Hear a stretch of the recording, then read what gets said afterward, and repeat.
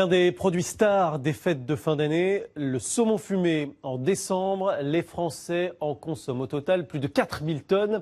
L'immense majorité est produite industriellement, mais il existe encore des ateliers de fumage artisanal. Nathalie Chiesa et Patrick Delanne en ont visité un et c'est un peu comme visiter une cave à vin.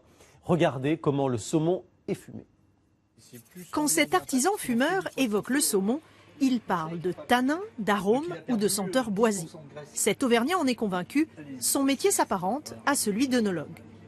C'est un peu comme les vins finalement. Le sockeye d'Alaska, lui, a un goût de crustacé en fin de bouche, alors que l'Atlantique nord-est, ce poisson est beaucoup plus... a un goût de poisson vraiment.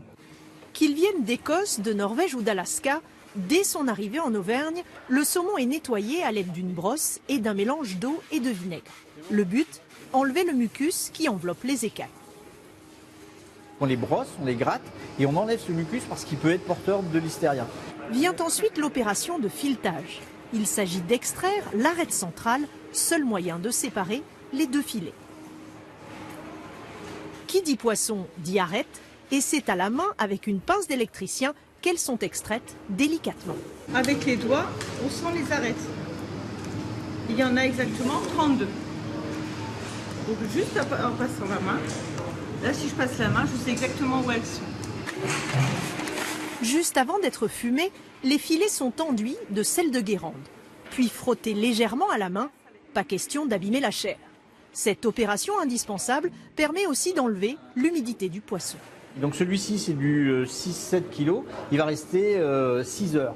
Si on ne salait pas, si on n'enlevait pas d'humidité, la fumée resterait en surface et le poisson se conservera. Et voilà l'étape qui donne au saumon toute sa noblesse, le fumage.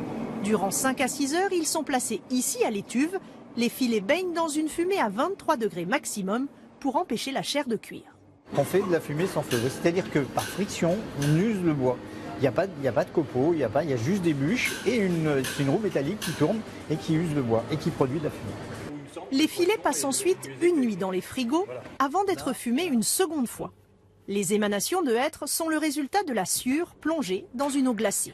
Daniel Bonneau est l'un des rares à procéder ainsi. Moi j'ai choisi du hêtre parce que c'est une fumée légère et comme on est au centre de la France, on n'aime pas trop fumer. Le saumon cru est devenu saumon fumé. Reste maintenant à le trancher. En période de fête, l'entreprise de fumage artisanal du Sichon emploie jusqu'à 26 personnes pour satisfaire les nombreuses commandes. Le prix, même élevé du saumon jusqu'à 110 € le kilo, ne rebute pas pour autant la clientèle. Les tranches sont à peu près de 50 grammes, ça ne fait pas des sommes considérables, donc c'est encore dans le budget de Noël. Il le coupe devant nous, il explique, comme vous avez pu remarquer, pourquoi si, pourquoi... Donc moi je reviens toute l'année. Si cet artisan fumeur réalise 20% de son chiffre d'affaires au moment des fêtes, il vend jusqu'à 90 tonnes de saumon le reste de l'année.